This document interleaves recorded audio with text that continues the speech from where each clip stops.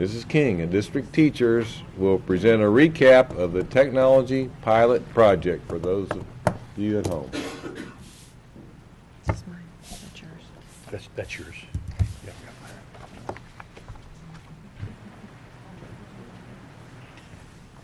I will get us started tonight with our year-end wrap-up. The clicker. Can I have a clicker, please? Thank you.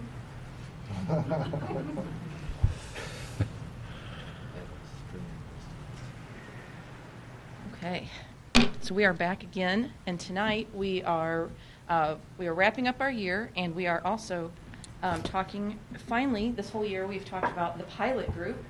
We've talked about this fantastic group of teachers, and tonight you will actually get to put names with faces. They are here. 6 of 8 of them are here with us tonight, and so we will be introducing them and letting them talk to you as well tonight. So, Nancy, I'm sorry, I got this out of order. Can we start that PowerPoint just real quick for me? Thanks.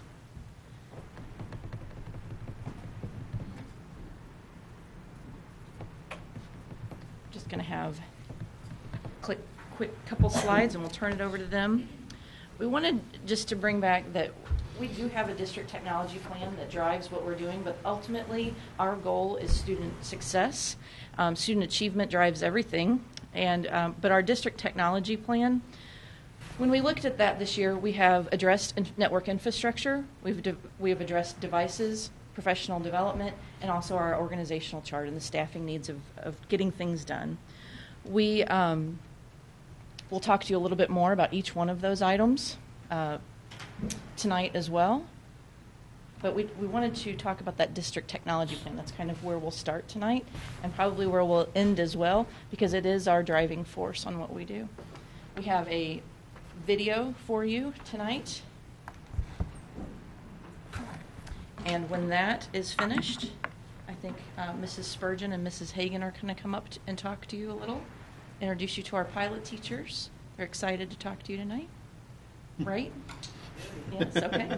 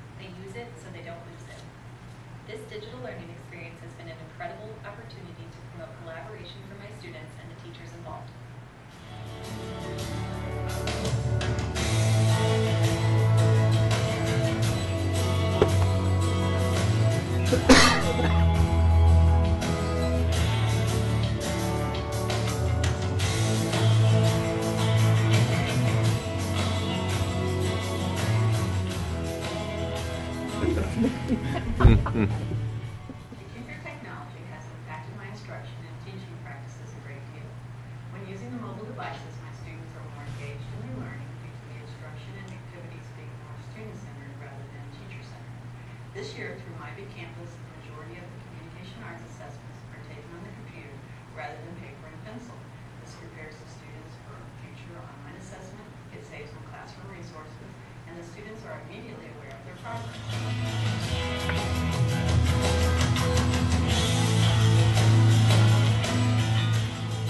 Has impacted my students by allowing them to better understand math processes. We regularly use a screencasting app called Doceri in my math classes. Students solve a math problem in the app, explaining all the steps in writing and verbally. Their explanation gives me the opportunity to differentiate with immediate feedback and to correct mistakes before they become ingrained.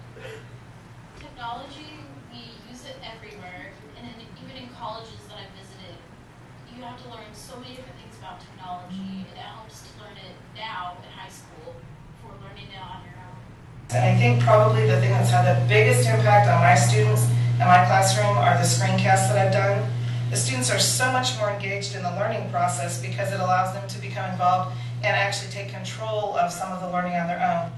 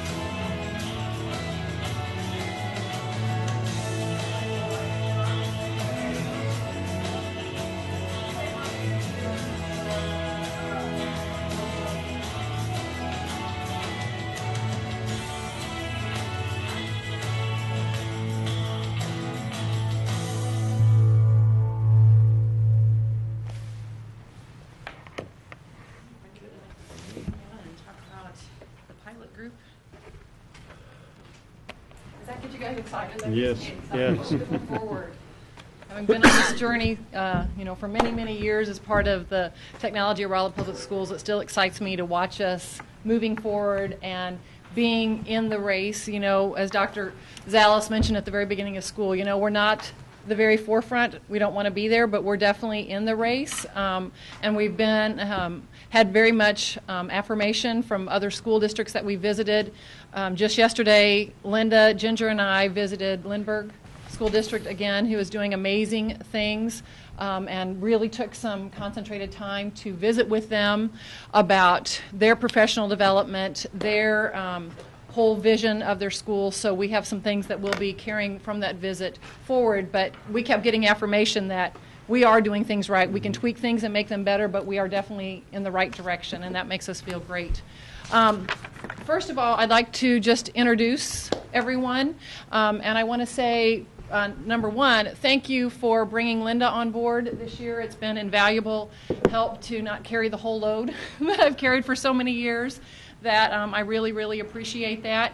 But I'd also like our whole team of teachers to stand up. If you guys would all stand up, I'd like to recognize each one of them because these people have put in countless hours and to try new things, to really do the best for their students, and you're about to hear from them. But we have Jeannie Strain, 5th grade at middle school, Amanda Almany, 5th grade at middle school, Karen Hammond, who is chemistry at Rolla High School, Tammy Lewick, who is German at Rolla High School, Matt Rose, who is social studies at Rolla High School, and Dwight Warnke, who is biology or science at Rolla High School. And then tonight we are missing 2 of our team, and I feel like we're missing a part of us because we've been together so much.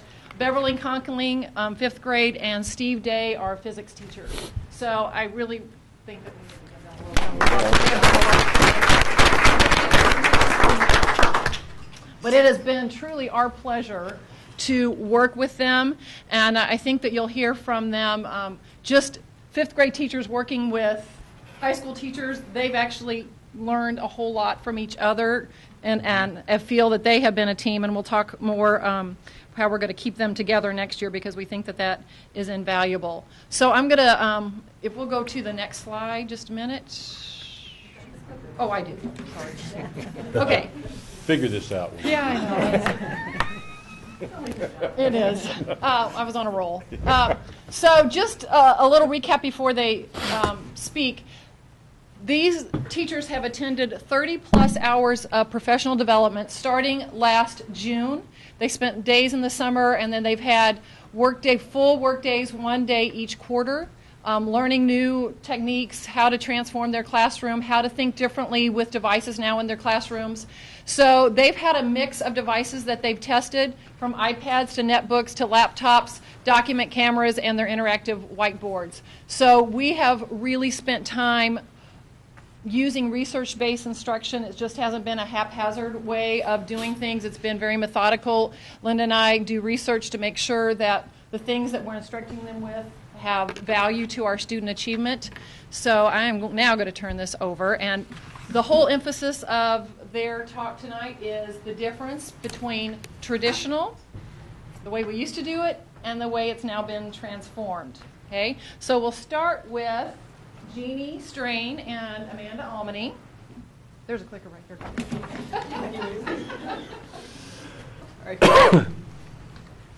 First of all, I just want to take the opportunity to tell you how I appreciate being on this pilot. My slide is engagement, and there's a couple pictures up there that kind of shows the traditional classroom. I think that's staged. The kids are more excited than that. But before I begin, I mean, I've always believed that students, the more they are engaged and involved in their learning, the more successful they are. But I also look at it as myself. I've become more engaged in my teaching. It's caused me to look at how I do things differently. This is my 25th year, so I've been doing things the same way for quite a while, but it's been a nice change for me. First of all, when you think of students being involved in their own learning, as you see on the picture on the right, the students are up. We've talked about this being student-centered versus teacher-centered. And when you have the opportunity to actually create something, be productive with the skill, students are just more enthusiastic. I think achievement occurs. It's hard to judge that right now, this first time through, but just the overall attitude of my students. I did a quick survey last week of how they felt about, their digital learning, and a few of them, this is going to help me down the road. This is going to help me in the future. So they're seeing it as something that they can take with them. We very rarely play games on the computer. It's more of productivity. We take a skill that we want to do and achieve and see how we can transform it in a different way. Like I said, the students are more enthusiastic. They take ownership in their learning. The example on the board here is my students were using a QR code to bring up a nonfiction text of Benjamin Franklin, and then they were to read that and answer questions that went with that, which is very hard for them to do. Nonfiction is a little harder for them to read and understand, but they were quite successful with it. I'd like to turn it over to Amanda now, and she's going to talk about productivity. Like Jeannie mentioned, we like to have our kids produce something. They get those higher order thinking skills when they're actually producing and applying that knowledge that they've gained. So these are some examples of some things that we've done in the past that aren't necessarily a bad thing, but we want to enhance them and make them better and infuse that technology in it just to get more out of the students. So if you notice on the left, there are a couple examples. The top one is a brochure that we've done in the past for a planet project. And so that kind of matches with the Prezi on the bottom. Well, not that one, but a different Prezi. So this year we had the students create a different project, and I'll actually show you that in another slide. The bottom picture is a colonial village project that the social studies teachers do. And in the past they've created them with actual materials and crafts and things like that.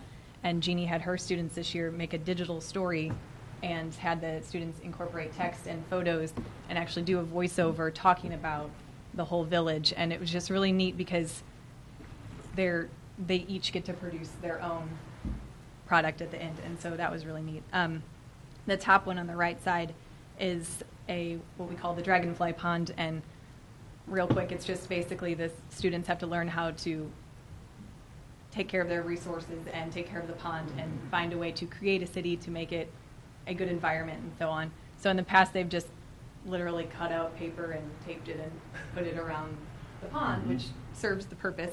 But this year I had them just create a PowerPoint slide, and they got to actually incorporate either real pictures or they could draw the houses and draw the pond and then write up a little report about why the pros and cons about their city. So they had a lot of fun doing that. Turn it back to Jeannie. How do I work this thing?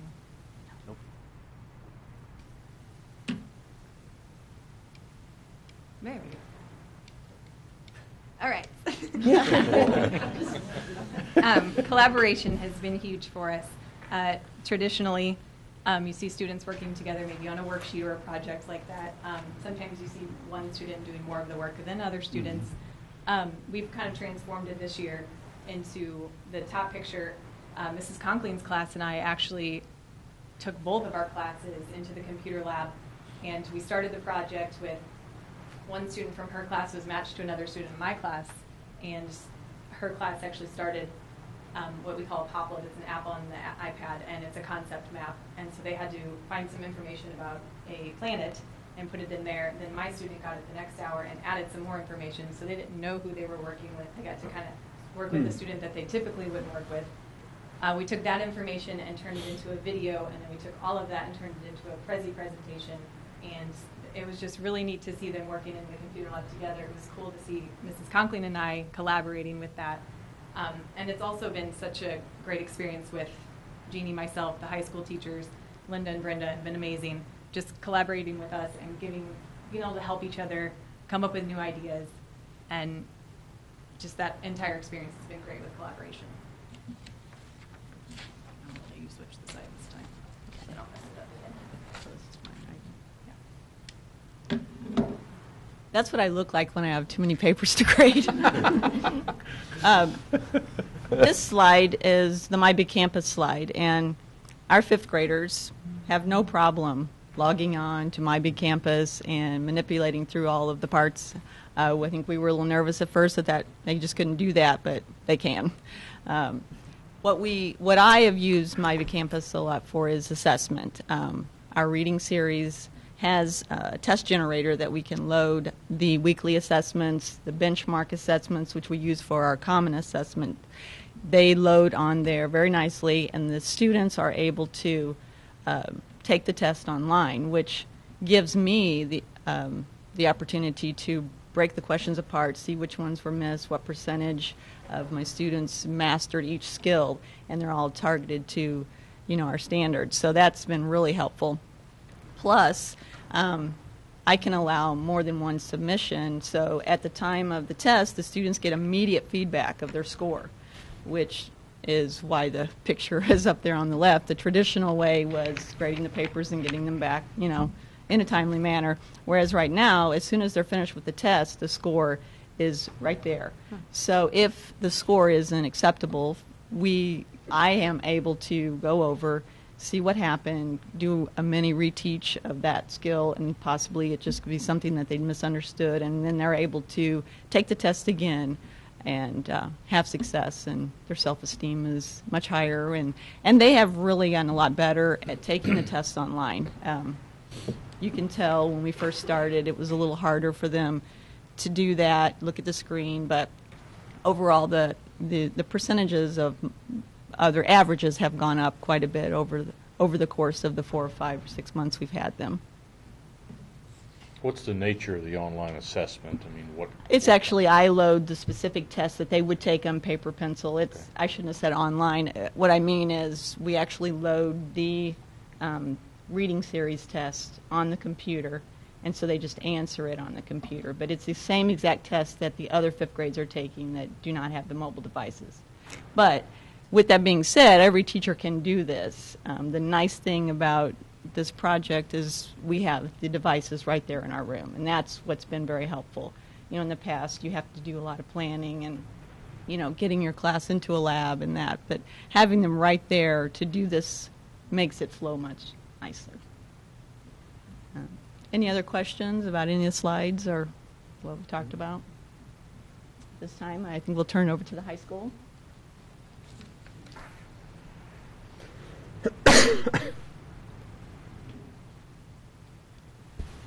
You see on the left, this is actually I'm sure Brenda pulled it directly probably from My Big Campus on my page. And what it is, I've scanned in review answers, which the students, if they can't figure out how I got an answer, this would be review for a test, not something they're turning in to be graded, which is great. That does allow them to figure out if they're right or wrong in my steps. I have been truly amazed by the screencast, what difference that has made for the students. All my lectures are screencasted. So they can go to My Big Campus and they don't get to see me, but basically I'm still right there with them. They hear the exact lecture. And so students who aren't in class that day actually can still be there at least go through the content. I leave it when I have subs. I leave screencasts. That's what they watch when I'm gone. They actually can still go ahead and go through the notes. I was very shocked by how many students were using these. As one student told me, he said, "I love it. I can back you up anytime I want." You get to move a little too fast for me, I just hit pause and I slow you down. It's empowered them, I think, is the best way that I can describe that, in the sense that if they're ready to move on, they can actually, they watch the content ahead so that they're ready to go when we go through it. I've also done a little bit of flipping of the classroom, which is where the students actually watch the lectures before they come to class, and they actually work on the problem sets in class, so that I'm walking around the room at that time helping them. When the devices are in my room, you would have walked by today and seen probably 10 or 15 kids listening to screencasts as they review for the AP test, desperately coming up on Monday. And it's been phenomenal. I did a survey, and 95% of my students have watched at least one screencast throughout the year. So that's one of the big things that we've done, as well as many of the other things, but I think that's been one of the biggest things that's had an impact on my classroom.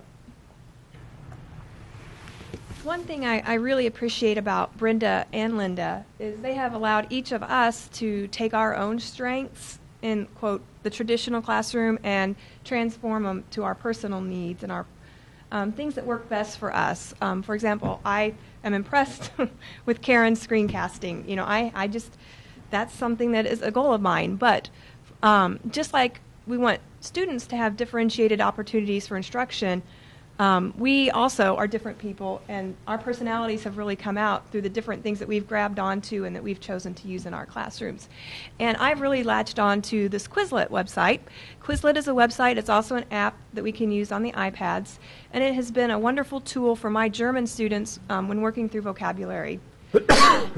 I upload vocabulary lists that would traditionally be on a piece of paper, so again, we're saving resources. And the students can differentiate how they prefer to learn the vocabulary, whether it's a matching, whether it's typing, just all kinds of wonderful opportunities for the students to control their learning rather than for me dictating, well, this is best for 90% of the class, so this is the way we're going to do it. So it really does turn a lot of the control over to the students, which for some of us more mature teachers, it's a little sometimes scary to turn that control over. And I meant me. I'm mature too. I didn't miss you. Sorry. Moving on. Term mature. Yeah. Well, you know, I've been in the classroom a little while myself. Seasoned. Seasoned.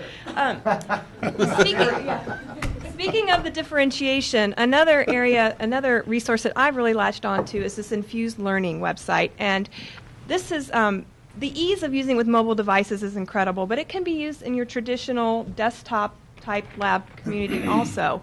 Infused Learning is, you know, the old way if you're reviewing a student with new material or checking for a quick formative assessment is, you know, to pose a question and then ask for a volunteer. Well, what happens with Infused Learning is you set up basically a virtual interactive classroom.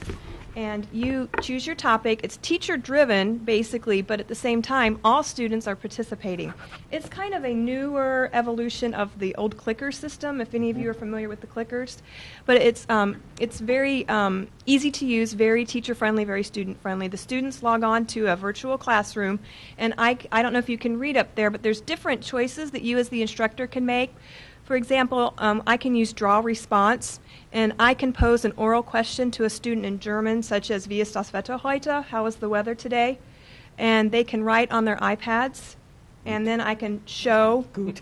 Yeah, yeah. I can show the answers, and the students' answers are projected, and I can of course do that without the names. But for practice, you know, it just really holds them accountable. All 28 of those German 1 students are accountable because their answers are being shown in front of the class. And then it's not just me. They learn from each other. They look and see, well, who was right, and then they fix their mistakes from each other's guidance, not just mine. So it's just been a great opportunity to turn a lot of the power in the classroom back on them. And work more collaboratively, also not just among ourselves, but with your students. It's more of a collaborative nature between teacher and student also. Is something I have seen change tremendously. And let's see, did we skip Poplet? This next one, so Okay. Karen, take this one. All right. One of the things for the science labs that we're very excited about, and we're actually still practicing more and more, and that's Mr. Warnke, as you can see on the left. And traditionally you would set up a lab and you would explain to them, and half of them are listening, and the other half, a fourth of them, are worrying about what they're going to, all kinds of things. In this particular lab setting, what they're doing is they're actually getting the data taken directly onto the LabQuest, which you can see in the lower right-hand corner, and then that's connected to the laptop. So their data gets transferred directly to the laptop, and they can manipulate all the data from there. So we have pH probes, temperature probes. We'll be doing more with this because the laptops, I think we got them sometime in January or February, and some of the labs had been done. But that's one thing we're working on with the students, is figuring out a better way for them to collect the data. They will have to do this in college. They will. And that's one place we have felt as science teachers we were not preparing them. We did a great job with what we call the wet labs, where they were required to take all the data themselves, which they still need to do. They absolutely still need to do that. But they will have to take data like this at the college level, and so we felt we were not serving them well with that. So that's been a huge addition, and I have to thank the tech department, every one of them, because I know it took hours upon hours upon hours. Those laptops are set up to where each laptop is directly connected or wirelessly connected with a specific LabQuest. So we don't have to do anything as teachers as long as they get the matching LabQuest and laptop. It's good to go, and the data is going to be sent directly there. Mr. Day, who's not here, Steve Day, the physics teacher, did a great demo yesterday with Charles Law. He showed me the data they got with this that was directly right on the laptop. It was phenomenal. Students like it. They're very excited by it. And again, we're preparing them for something that they need in the future.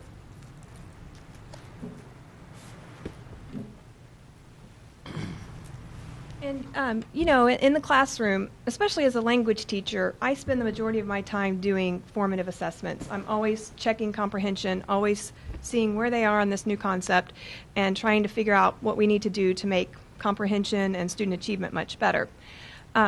And we know today in the 21st century classroom that students also receive information differently than we did when we were in the classroom. And they just see the world through a different lens. So we were introduced to this website, and there's also an app, so we can use it on the iPads also, but we have learned that the website provides us a little more flexibility. This is called Poplet. And in my German 3 class, we learn a special type of verb, and it's called a reflexive verb, and you would use this kind of verb in describing your daily routine. Traditionally, I would have had the students sit down and write an essay in German explaining their daily routine. In training one day with Brenda, literally a light just popped on, and I'm like, I can use Poplet to take this to a different level.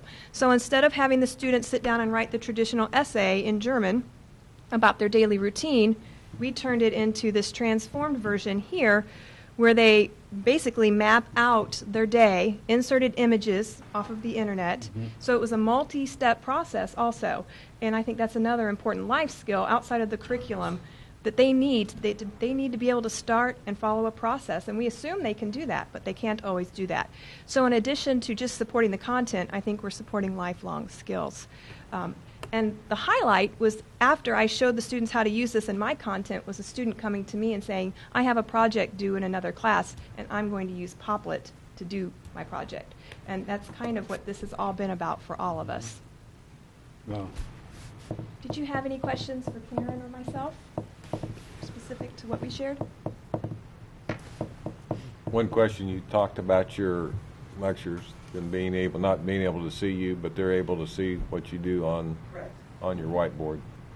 Yeah, well, one thing I do, because we have the document cameras, I do all my lab setups. I do actually a screencast with those, so a student who's absent still gets to see the lab procedure, how you set things up. I think Brenda about had a heart attack when I was telling her I was doing flame tests next to the document camera. She said, with a real flame? Oh, yeah. But it was fine. I didn't put it near the, But so a student who's not there, or a student who forgets a part of the process, goes back right to that. The QR codes are something that I've used a lot as well, because then they can go directly to that spot. They don't have to necessarily, although it's fairly easy to find on my big campus. But the QR codes have been, I know Dwight has used those tremendously in his earth science classes, correct? But they can see me if I turn the document camera on. You absolutely could do it that way if you chose to. But I do that mainly for labs so they can see the pieces of equipment, how it's set up, what you do at what point, should it be making that noise, those kinds of things. And Karen, I know we all understand this, but I think it's important to point out here is that students can access that at home. Anywhere. School. You Anywhere. showed students doing it in the classroom, but they can do it. They can do it anywhere. With the flipping of the classroom, that actually is what you do. You make an assignment and say, you know, if today's Monday, by Thursday, you have to have watched whatever it is. And then when they come in, instead of me standing in front of them lecturing like you would normally do, they've watched the screencast, hopefully, and they do that very well. That doesn't seem to be an issue. And then they're working on problems in class. The students really like it because the students who get it the first time you go through it don't really necessarily need to hear it with the 7 or 8 questions that are asked, but those students definitely need to ask those questions. And so it allows me to go around and focus on the specific questions that are there. But the students, like I said, it's something about they feel like they've taken control of their own learning, and I'm in charge of my destiny, and therefore I can move at my pace, and they really like that. There are some things I probably wouldn't flip. Next year for review, I'm definitely flipping the classroom for that. That's one big thing, because then I can see exactly where it is. But yeah, they can get it anywhere on their phones. I've seen kids at ball games, and they've got that on their phone, and they come up to me and they go, "Okay, on this part right here, why did you do this? I'm trying to figure that out." Okay, we can get that figured out. So it's been huge. I love it for being able to leave for subs as well, because I don't feel like it's a waste of time. Yeah. I don't show movies, so that's the movie that they get to see in my classroom. You so. got a movie though, aren't you going to? I did get a movie. I did get Goonies, but we haven't watched that. So maybe this is a question for everybody, but I think one of the biggest challenges that I see, you guys are enthusiastic about this and embraced it and ran with it, and how do we get the rest of the staff, the rest of the teachers engaged and recognize the value of this? That's a few slides. That's a few slides. So I got ahead of myself again. I'm sorry. Especially the mature ones, yeah. Well, I think also if you would have asked these guys even a year ago getting into this project, you know, if you will see up here, very little of what you saw today was just what we would have done 5 years ago, taking them to a computer lab, writing a paper, research, doing a paper, which we still do that.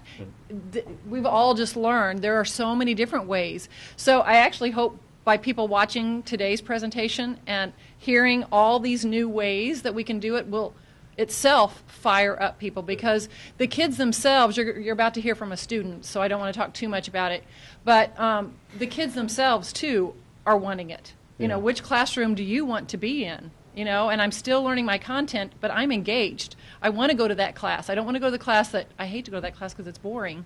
You know, we want them to be excited and know that they're going to feel successful in those classes. Well, I love the comment about the student that said, "I'm going to use this in another class," and I think that's, you know, maybe there's a lesson there that we ought to be thinking about as we're teaching using these pieces of technology and using these skills. How else could we apply them? Where else can we apply them? And let the students do a little bit of the driving of that. If we want to, we have a good empower the student presentation in just a second. Okay, So. sorry. Well, and at the middle school, I'm seeing the other teachers asking, when are we going to get to use the iPads? I saw, you know, Miss Almaney's class do this, and I saw Miss Conklin's class do this. When are we going to get them? And I think that is going to be a powerful movement next year. Good. Okay, so we've heard from the teachers, and I want to invite Matt and Dwight, after Gage is done, to say anything also. But I do want to bring up a student. This is Gage Skurlock from the high school, and Gage has been a part of the German class, Mrs. Hammond's class. He's also in a couple classes that actively use My Big Campus, so he's going to give you a good perspective. Okay. Didn't you just win some journalism awards also? Oh, yeah.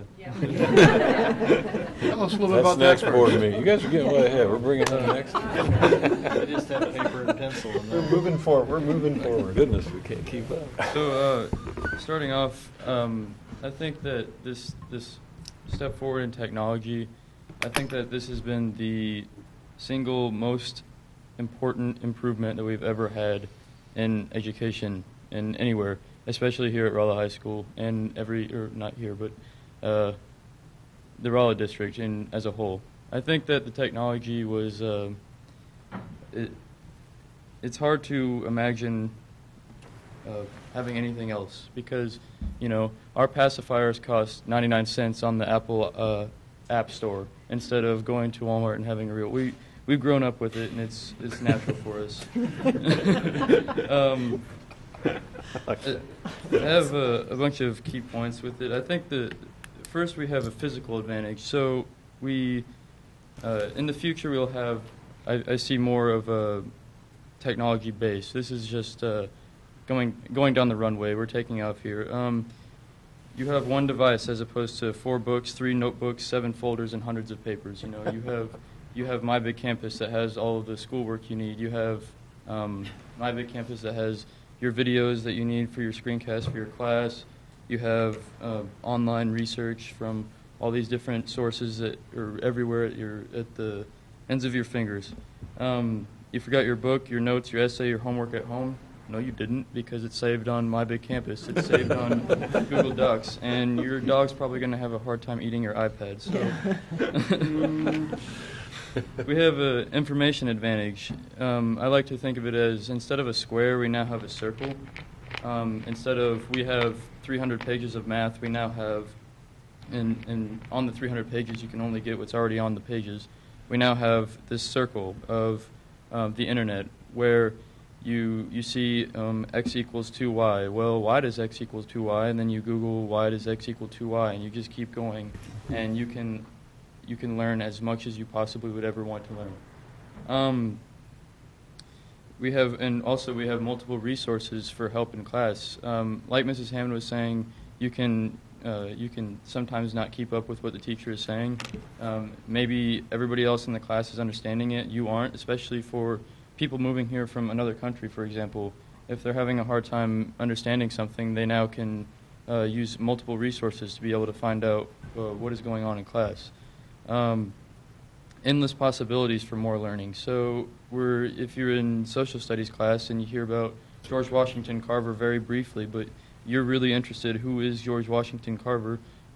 Right there on your device, you're looking up who that is. You'll always be informed about what's going on. You won't be able to miss a thing because if you have a question, it's right there. The answer is there. The technology also helps with classes that aren't available. For example, I know plenty of people at the high school who are taking high college level math courses, and instead of going to Missouri S&T and completing the course and having to take all this time out of their day commuting, they now have the device that they can take anywhere in the school connected to the internet and complete their coursework in the library, in the stairs, in a porta potty, on an airplane, anywhere. And we have, and like I said earlier, there's no questions that will ever be left unanswered. There's only a certain amount of time in an hour, but the internet will always be there, and you can check it. You can check it 24 hours a day. We have participation advantages. We have QR codes at the front of the classroom. Now everybody is on the same page because all you have to do is read the QR code and you're there. We have visualization through the screencasts and countless other videos and stuff just like that. Interactive software and apps. My Big Campus, Google Docs, Doceri, Poplic, just to name a few, where once we had a piece of paper where we'd have to make a copy of it if we want more than one person to see it. We now have Google Docs where people go on and are updating in live time and editing each other's work, or My Big Campus where you update or you upload your assignment and people are able to come in and comment on how well you did or what you could change, and you can submit it to your teacher. Especially with My Big Campus, it's a really great resource, and it has potential to be the best thing that we could use at the school. We always have available resources from class. So if you like Mrs. Hammond's screencast, if you forget what happened in the lab, then you go home and you check the screencast, and you now know what's going on. So you don't have to make sure that you take home your book and your 400 pages of work and 7 folders and 6 pencils and 4 binders and 3 It's all right there. And another thing about it is it's the cool factor. If we go forward on this. inside. Pull it down. The cool factor. There Yeah. you go. So it's really cool to be able to use an iPad or a laptop in class for your school, especially from a perspective of a student who comes from a home where he has nothing, you know. A person who comes from a home of dirt floors and no electricity to come to school and be able to use an iPad, it's like a completely different world. It may not be the coolest thing for somebody who's always had it, but the people who come to school and are able to use this for the first time, it's really something else for them. We have monetary advantages. No more paper.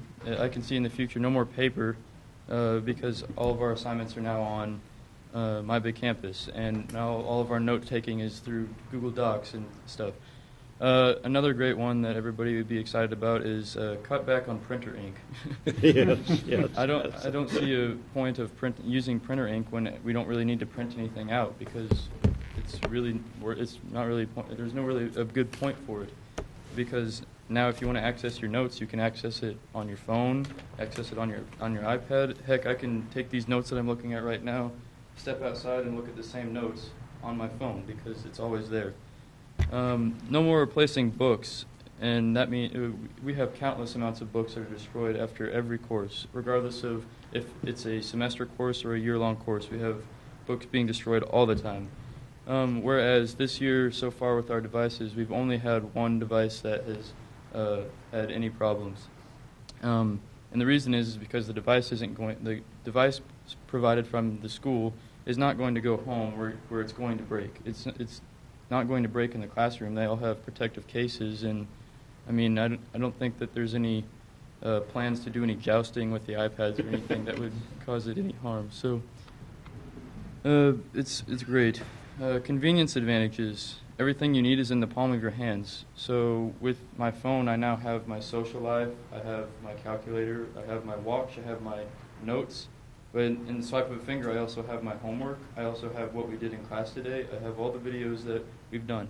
It's right there. It's meeting the students where they already are, which is on their phone.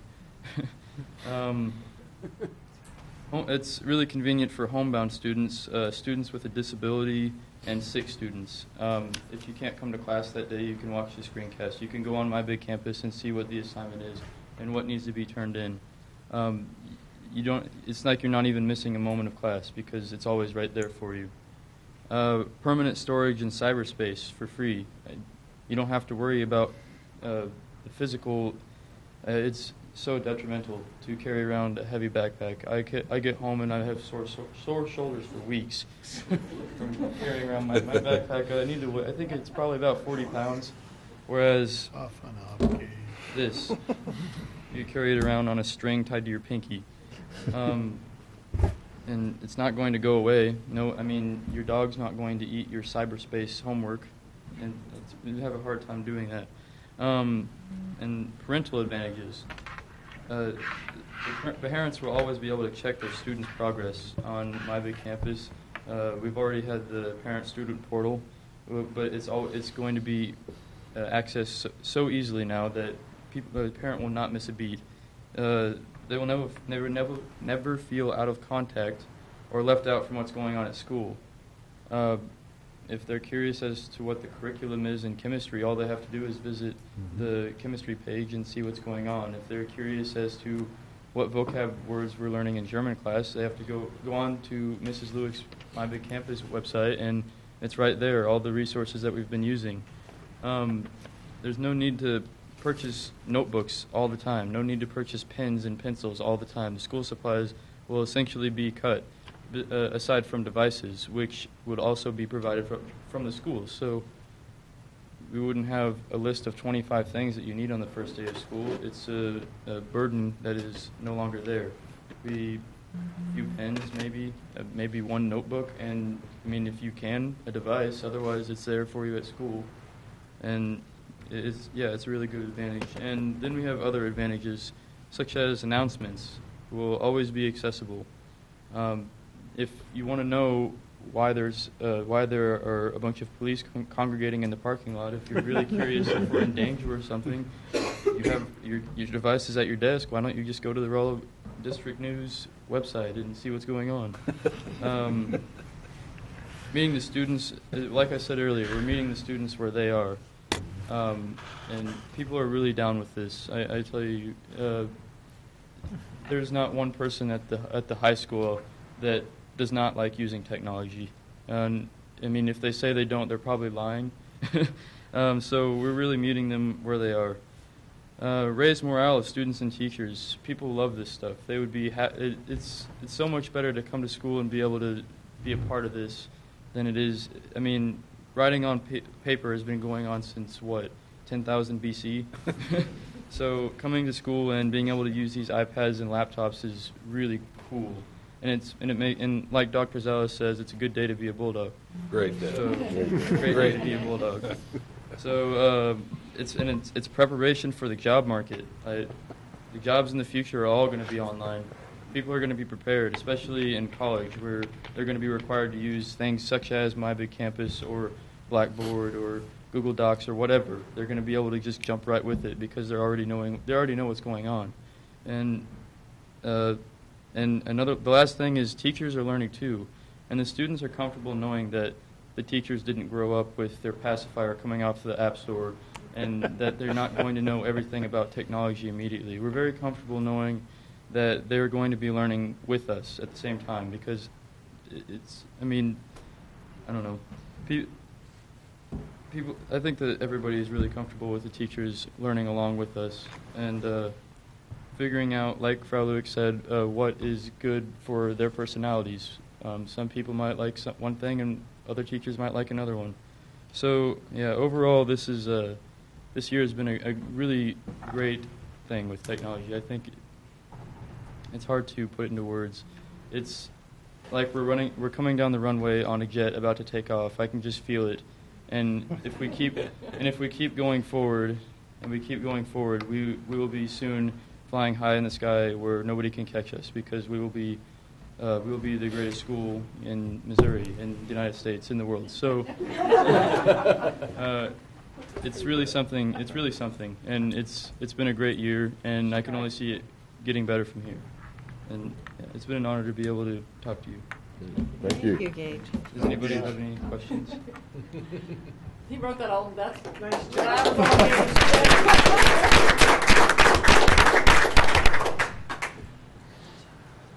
Ooh, does that answer your question? I think.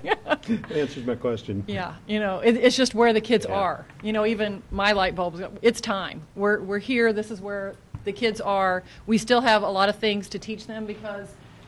Gage will tell you he probably hadn't thought about using Poplet before or Quizlet before. We have to teach them how to effectively use that device, but they're ready for it. Okay. Okay, I'm going to just kind of wrap up just a little bit here. Linda, if you want to come up here, well, do you guys have any other big questions? Are you getting the whole picture that this has been an active year and we're doing some great things out there? I hope that we totally understand how much we've spent with the infrastructure, getting things in place, the PD, and we want to make this. How much are kids using and are even able to use at the high school, for instance, their own devices? I heard Gage talk a little bit. I've seen about it more that. and more as the school year's gone on. Are we letting them do that now? Well, they're using their own wireless. I subbed 1 hour for. I think in the AP Calc class, and one girl asked me, "Can I pull up my phone and watch Miss Grisham's screencast?" On it, and they're using it. It's all under the teacher guidance, though. Sure. But we're seeing that more and more, so we're ready to go forward. Obviously they're doing it outside of the school. Right, but they're using if they have a wireless plan. There are some teachers that are letting them, okay, you've got 5 minutes to check your grades. If that's what you need to do, go on, use your phone. Let's see where your grade is. See what you're missing right now. And it can be just a whole lot of things that we're doing it. A phone's not a phone. I don't even know why we call it a phone anymore. Yeah. It's really not a phone. It's not. And most of them don't answer when you call them. No. They'll text you back. What'd you want? Yeah, I thought the same with the answer. Oh, really? Text. So on that part, I hope you guys were enlightened a little bit and saw some things of what was happening in the rooms, and get you, a little excited too to be part of our school district and knowing that we are doing some great things out there for student learning. I can't wait to see what the next steps are. I'm not going to ask you for them tonight. But excited. Yeah, it is. It's very exciting.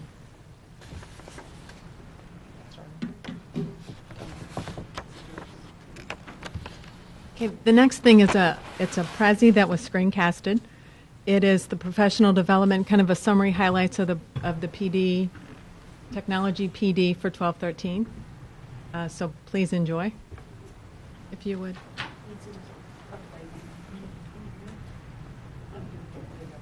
You ever done a present? Yes, I do. Do you know what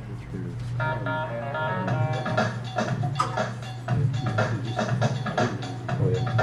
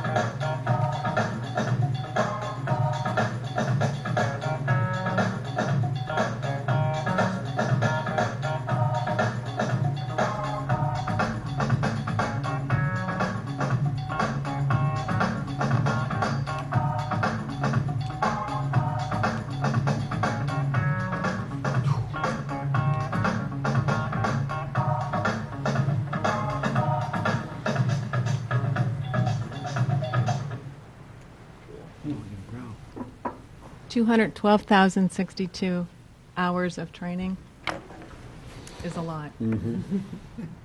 It's awesome. Questions? Fantastic. Okay, so that's where we were. I just want to give you a real quick overview of where we're headed next year, just a little bit.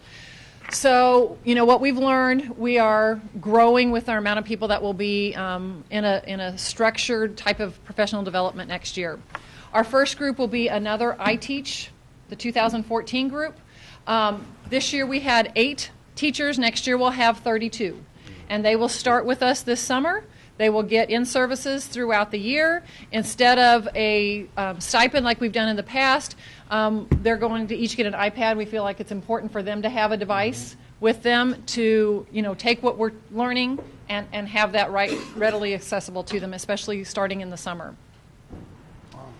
Okay, and then the iTeach 2013 group, the level 2 group here, they have really asked to stay together. We want to utilize the training that they've had and let them take it a step further, because what I know about what I've done over the last many years is I can't see into a crystal ball. A year ago I really didn't even know anything about infused learning because it came along. There are so many new opportunities for us that are developing because technology in the schools is just exploding. So we really want to keep them together, use them to help train other teachers during our PD days. So you'll look at that they're going to get 2 summer days plus 2 full in-service days, early first semester, early second semester, so that we can keep them up on the latest things, make sure that we're supporting them with any new skills that they're going to try to master and take back to their classroom, and then be able to use them on our PD days for other small subgroups. Okay, and then, so we have our new iTeach group. We have this group repeating, and then we have an iTeach focus group. These teachers are going to learn from the I Teach One groups. They will be supported by Linda and I. We won't see them until the school year starts. We're going to kind of bring them along after the I Teach group kind of works through a few of the bugs. Then we can really take what we have a little more perfected and pass it on to the I Teach group and take some of their skills and bring everybody up and along. So you'll notice we're talking about 48 more teachers with that focus group, and we'll be utilizing some of our PD days that we have built in to meet with them. I think it is vitally important that when we can have cohorts of teachers stay together throughout the year, so much learning goes along instead of these after school, and every time you see people, it's a whole different collection of people. And so, I've been talking to some of the people who will be part of the I Teach group next year, and I said, the one thing that you won't know right now, but you will enjoy, is being able to work with people from other buildings, other disciplines. It really grows us all professionally to be able to do that. I have learned tremendously from being able to work with each one of them.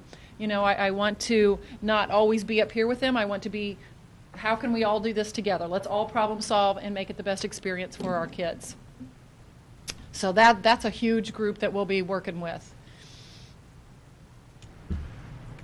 And then we will still have our new teacher support with their interactive whiteboard users.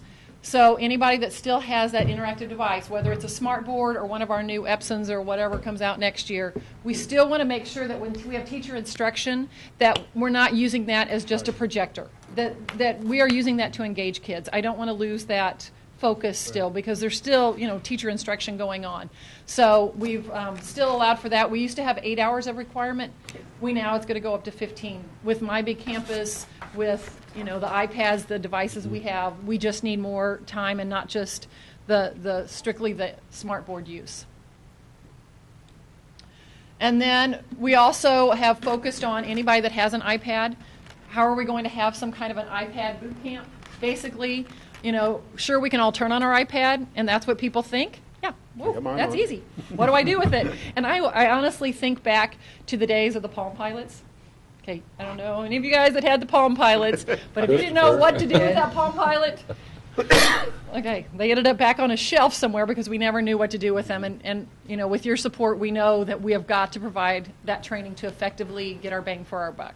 So this is all guidance counselors, title teachers are getting iPads, so we have built-in training for them. We've already been training this year many of our SPED teachers with iPads. I don't know the exact count. How many exact iPads have we purchased this year? 160. That's what I was going to say, 160. So, that includes some of our special ed staff, but we have a few special ed teachers through the 8th grade that do not have them, so we want to make sure that, again, everybody's on the same page here. And then we're still keeping to 3 required hours for everyone else. But you put all those people together, and it's over 100 teachers now that we're impacting with intense training in a structured manner, compared to 42 this year. So, that's, I think, a big growth for us to have. That's almost a third of our teachers now will have some intensive training going on. So, is that going to impact? Yeah, we're going to see something even bigger at the end of when we present next year. So our costs, Ginger, I'll let Ginger take over with this one. But, we have kept our budget very close to where we have been in the past. But look at all the people that we've been able to impact. On the 30 teachers, Brenda, that they're gonna find out Tuesday, if they're in. How many did? Talking to them. Oh. We've talked with building principals. How many did you and they're have identifying. apply? Did you have more than 30 want to do it? We absolutely, but the building principals have been talking to some key people in their buildings that they know are on that first slide where we talked about it. They are very similar to this pilot group of teachers that we have. They are a little adventurous. They don't mind to try things and maybe fail. Mm-hmm. That little bit of a risk-taking teacher, someone who's already has some advanced skills. They're innovative users in their classrooms already. So we also needed it to be somewhat of a manageable group for Linda and Brenda to be able to meet with them. So we did. We brought on 2 of our 3rd and 4th grade teachers from each building. Some additional 5th grade teachers. We had 3 this year in the pilot. We had 8 this year. We're going to 32. We know that there would probably be more who are willing to, Jeannie, but we just need it to be manageable too. And that's why the focus group we developed this year to maybe not rise to that same level of intensity and rigor, but we're still getting them together, and we're bringing, I kind of equate it to when we put the smart boards in the classroom and we didn't really give people an option whether you were going to come to training or not. This is a little bit of what we're doing now, and that's to answer your question, Jim. We are bringing people along, and we talk about applying some gentle pressure, but yet sustained. You're coming along. We're going to let you see what it's like. You're not going to opt in for maybe just 3 hours. We're going to use those PD days. We're going to use some in-service time, and we're going to show you how valuable this is. It's not an option for a 21st century education anymore.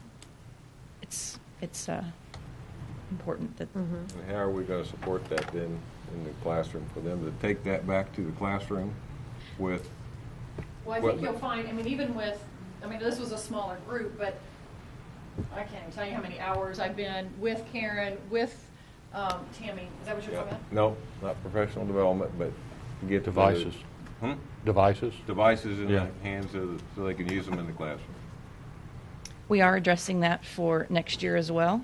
And that was part of that target group that we chose for 3rd and 4th grade. We know that with the Smarter Balanced, we can't just plunk a laptop down on that first day of online assessment and say, here you go, take this test online. So next year, we've purposely chosen those 3rd and 4th grade teachers so that we can provide them the support that they need to get those devices out in the hands of their kids and start working with them more. Now, we do have 3rd and 4th grade teachers already that are doing that. I don't want to make it seem like we don't, but we're just going to give them some more direct contact and instruction on and let them feel a little more comfortable with it. But it does need to be manageable because they do go into their classrooms with them and spend a lot of time giving them that comfort level of you can do this. And it's sometimes technology fails. Technology is not infallible. But you know what? We're going to get those laptops out again, and we're going to try it again. So they have to be able to do that. But we are addressing devices as well. Okay. So, as Brenda mentioned, that sub cost is about the same. It is a little bit higher. Vicki knows the exact number over there. But we are. Brenda mentioned the number. We had about 42 people this year. We're addressing 100 and almost 115 next year with that intensive training, and we're staying within about a $1,500 budget range of what we had spent on professional development last year. So we're more than twice the number of teachers, and still we're keeping it pretty well within budget, right, Vicki? And that equipment cost is the cost for iPads for that first group, that academy of teachers. We do think that that's important, and that is in lieu of a stipend. We paid a $200 stipend to these folks in the pilot group, and sometimes we realize that maybe that stipend isn't. We can never pay them back for all the hours that they've given us and the learning. So we're gonna try this with an iPad equipment instead of stipend. Try that out, and we know that equipment will come in beneficial in their classrooms as well. So our recommendations. If they leave the district, they leave the iPad. They leave the district, they leave the iPad. It's it's the teacher's device while they're in our employment, but when they leave, it is still ours. It's not a gift. That's right, Kelly. So our recommendations obviously is to revise. We've talked a lot tonight about that professional development, and we truly believe that is key. We have to revise our professional development plan to provide more in-service time and increase the number of participants. We will still offer the 1 hour after school. We like to call them maybe hit and get. You update your website, you do just a 1 hour real quick, but we know that those aren't as effective as they need to be. So we're revising our professional development plan dramatically for next year. We are increasing the number of district-provided devices. It is still not a one-to-one, Jim. We, at this time, I'm not recommending a full one-to-one where it's a district-provided device, and there's a couple of reasons for that. I think we need to. Craig pointed out to me one time, I said, I don't think we're ready. I don't think as a staff we're ready. And he said, if we wait forever for everyone to be ready, we'll never pull the trigger. I don't think at this point we're professionally, we still need some growth and professional development. I think we'll see that next year. And also we've got some curriculum development to do as well just so that we're not doing this for the sake of doing it. Bright, shiny iPads and laptops are another district we went to, they talked about the Santa Claus effect. Ooh, look, there's boxes and boxes and all these bright, shiny things. We would never do that for the sake of doing it. So this is part of our plan. We also will definitely take our bandwidth from 40 to 100 meg, and that probably will feel some pain on that too. I don't think that'll be enough, but we're gonna try it out because we're going to BYOD at the high school. We talked about that, and Engage mentioned, and we've talked about kids bringing out their own devices under teacher guidance, but they're on their own data plans. So we've built this infrastructure. Now it's time to turn it over. We just have one more key piece to put in place this summer, and when we put that in next year, we're going to try it out. We know that opening it up, bandwidth, we just want to see what the impact is going to be with the one building BYOD. We know that won't be, we're not going to just say, okay, it's only going to be available at the high school, but that's where we're going to start because we don't want to tank it on the first day of school. We want to make sure that it's sustainable. So we're going to, again, it's part of the plan. And also BYOD for district staff using wireless devices. And I think that we will define that a little more clearly as well, but wireless for our district staff as well. Ginger, can I piggyback a couple things? Jamie had asked the question about what is it going to look like at the high school, and Gage said, we're meeting kids where they are. And BYOD is, if the last board meeting was kind of a discussion leading up to a possible one-to-one. What do we do next? Ginger and I had a really good conversation today because they mentioned going to Lindbergh. It was great to listen to the energy that comes from affirmations about what you're doing and also what we can do, and have someone else tell us that we're on the right path. So the bandwidth question, there were times that we would go into an administrator's meeting and say, by golly, you need to tell people to get off the computers because we're maxing out our bandwidth. The conversation today is, Ginger, we need to turn it up from 40 to 100. That's a complete paradigm shift. And then what do we do? Investigate what we do once we get past 100. Because the new federal director of digital learning through the FCC and through that whole accreditation process is recommending additional bandwidth per student, per 1,000 students, per 100 students. And that's a complete shift. The Federal Communications Commission is now having someone in charge of facilitating enough bandwidth to accommodate schools that are moving to the digital environment. So what we have to do next at the high school, we've built this hot rod network. We don't know if it works. I mean, we'll have to pump the brakes from time to time because people will want to go faster than we can go. But I told Ginger, we're just going to have to try to find ways to say yes. If someone that's a freshman teacher at the junior high school who may not be at the high school wants to try something, then we're going to try to through the work of the principal, because each principal in our district has it in their professional development plan. It's just not going to be the teacher and Brenda. The principals are involved. Principals are going to have to make sure that these teachers are going to the professional development that we're providing. That's going to be, me to ensure that they're doing that. But that our next step will be what and communicating that you can bring a device to the high school. You can use our network. Our network is an educational network. This is a tool, as all of our teachers have said, to enhance and change the way they're instructing. But each of their needs are different, so they need to be comfortable in how they use it. We need to provide the support for it, and we certainly need to understand. I fully expect something to fail. I just know it's going to happen because there are questions left that we haven't answered yet, and we're going to have to figure that out. So it's going to be a little bit rocky, but it's the step that we think we need to take. So as you see in this, and as you see in the what's happening with the additional people in the I-Teach Academy, hopefully we're growing a culture of people who this just in 5 years, 3 years, it just becomes who we are. If I ask you the question right now, what did technology look like in our district 5 years ago and 10 years ago? 10 years ago, almost, 11 now, to the day, our technology department was housed at where Family Video is, and up in one corner of the building. at the old school administration building to where it is now and what it's doing now. So people, infrastructure, professional development so teachers feel comfortable using it, building a network infrastructure that's supported and so that the devices work, and then keep growing a group of people like we have right here who and a student. You don't need to hear anything else but a kid tell you you know what we're supposed to be doing to see that. Yeah, and I wrote down the best thing he said was it's okay for our teachers to be learning along with us. Mm-hmm. Yeah, I mean kids are just fine with it. I think that's probably the most powerful thing I've heard. I tweeted that out, by the way. I shouldn't be tweeting during the board meeting, but as people, you know, I'm gathering followers, and I got Keith now. So yeah, so shut his band. The question that Jamie asked is the question that we thought we needed to answer next. You know, what is it going to look like at the high school, and when are we going to turn this on for people, and how are we going to communicate what it is and how we're using it. What's our next steps, device-wise, people-wise, PD-wise, calendar. Hopefully, when we change the calendar, we're supporting that sustained training. I hope that works.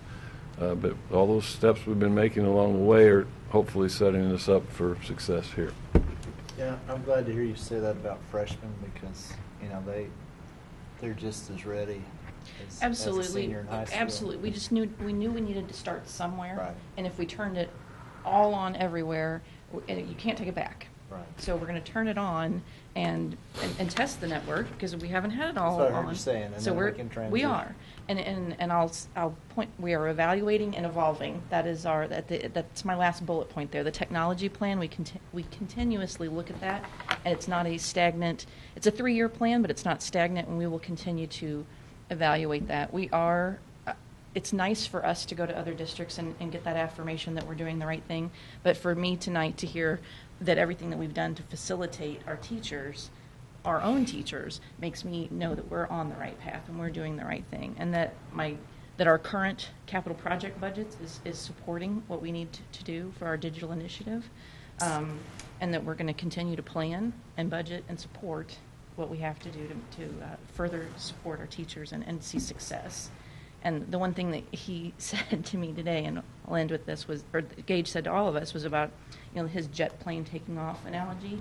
And something that I heard the other day was that sometimes it feels like we're building that jet plane as it's flying off. And so we are still. It's always a plan, and we're always moving forward.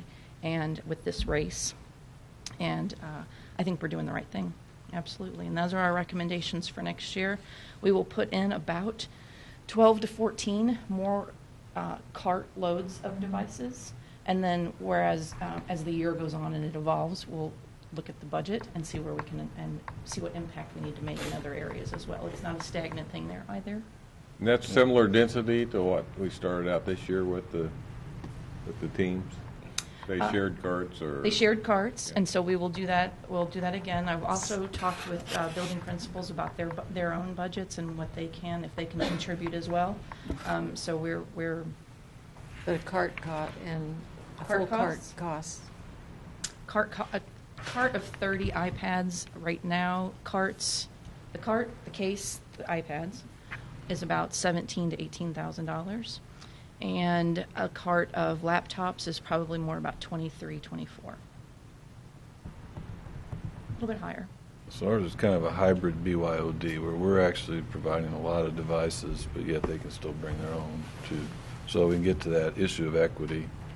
The kids are working together. You see 3 to a device, that we'd like that kind of collaboration that you see occurring. Yeah, I really like to see that in the slides because sometimes you worry, you see everybody walking around town just on their phone, and they're going to in any job they go into, they're going to have to collaborate with other people. They're going to have to work together. That's right. There was one.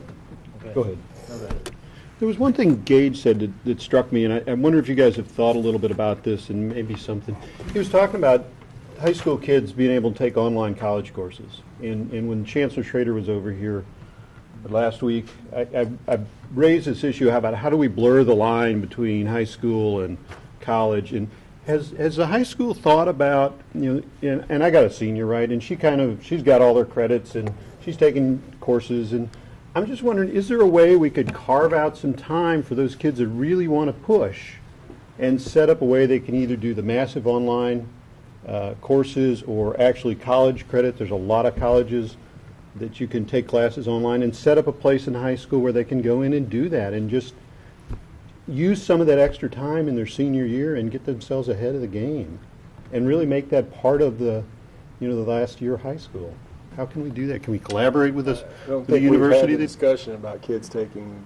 Why not? us- to do it yet. Yeah, why not? I mean, what a great asset to give them. What we have talked about is delivering our instruction online to, like we are in our consortium, sending schools that they would pay as part of their tuition to our career ed center, the ability to take our foreign languages. If we're screencasting classes and they're able, and we have an online class, we would be able to obviously compensate the teacher, but they would have students from places where they can't find the quality teachers that we have in those areas. I'm thinking about pushing. I'm thinking about pushing. Or they it to don't that have the next level demand to where be able to. You've got kids at the high school that are maybe in a Can't find it classroom or in a Spanish. lab of some kind, and they're taking second semester calculus or second year calculus or college physics or whatever it is, and earning the credit while they're there. Why not? I mean, they can do that now. yeah, but what I'm saying is let's build that into the part of the curriculum, if you will, part of the plan. So when you get to, your senior year and you're sort of looking at all those classes, I've got all the required classes, and I've got, a couple hours where I could take this or I could take that. Why not offer them the opportunity to take a online class and knock down some credit? It's going to save mom and dad money in the end too. Again, it's that same conversation we had with Chancellor. How do you blur that line? I mean, why do we stop teaching kids and then start teaching them again? Let's just make that a continuum. So I know maybe just something to think about. And how do we make this go back to the plane analogy. Sure. Some kids want to fly Mach 2, and let them fly Mach 2. That's a neat idea. Definitely something we're not there yet, but definitely something to consider. It sounds to me like Right. this is flexible enough because devices are going to change. Yes. Obviously, they do. It's crazy, but the infrastructure, the wireless system is hugely important because regardless of the devices, we're going to need. I'm assuming we're going to need that. You can't do anything without a great wireless system, and we put that in place last summer. And we've tested it some, but we've not tested it, with the amount of devices we're about to bring onto it. But we have, it's pretty solid. We're pretty. Well, you're going to get 1,000. You're going to get 1,000 devices at the high school. Hit it. Really comfortable. What was that? What was the Relatively reasonably comfortable with our wireless. We have tested it, and that's a good point about devices. Some of them that we purchased just last year, that we've got some netbooks, we put them in at the middle school. We did smarter balanced assessment with them. They'll be great for something else. We're not so sure that we'll want to use those for online testing. There was way too much scrolling. The screen wasn't large enough. We can still use them in other areas, maybe just not for testing. So, devices change so much that it's not about the device, because we know that not one singular device will be the answer for every grade level or every curricular area. So we want to provide a variety of devices for our teachers to use, just like Frau Lewick said about individualized instruction. What works in her classroom for her German kids, maybe the iPads work better, but in the chemistry room they need laptops. So we know, and we're... One day maybe it's laptops, and one day it's right. Maybe they switch them out to do something else. So we're providing those devices and a variety of them. One day it's DocuCam and fire. Exactly. Document cameras on fire. One day she can have her device. Okay. Any other comments? That is way longer than anticipated tonight, but thank you all so much for You're fine. your time It was and fine. It was attention, fine. the support that you give us and our teachers too. So. It wasn't too long. It was good. It was good.